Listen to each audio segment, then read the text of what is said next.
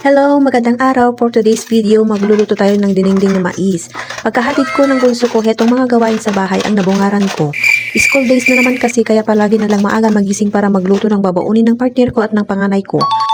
Pagkahatid ko ng bunso ko, hetong paghuhugas ang una kong trinabaho dahil isa sa mga hindi maganda sa aking paningin, lalo na yung mga pinagkainan na halos kalat na lahat. Bilang isang content creator, isang ilaw ng tahanan, kailangan mo talaga na magkaroon ng time management para magampanan mo ng maaga ang trabaho sa loob ng bahay, pati na rin ang mga paghatid sundo sa mga anak. Bilang isang content creator, mahirap din minsan mag-isip ng i-content mo, yung content na talagang patok sa mga viewers.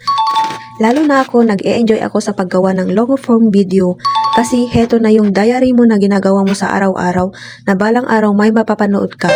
Pagkatapos ng gawain sa bahay, magluluto na naman ako. Tsaka ko haharapin ang gumawa or mag-edit ng i-content ko para hindi ka na maistorbo sa paggawa. Ang paggawa ng long form video ang mahirap na gawin dahil kailangan mo pang mag-edit at mag-voice over.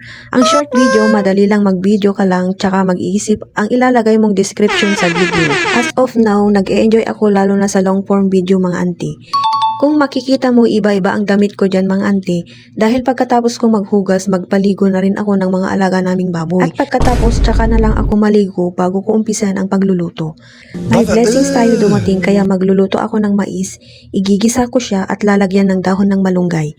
Iniwahiwa ko ng sa gitna ng mais para madali siyang magadgad. Gumamit pala ako dyan ng gadgaran para mapino ang mais at madali na lang siyang maluto. Masarap itong dinengdeng na mais kapag bagong pitas, manamis-namis siya. At pagkatapos, naghiwa-hiwa na rin ako ng karneng i-aadobo ko mga auntie. Bali, ito yung ipapartner ko sa mais na kasama ng uulamin namin ngayong araw.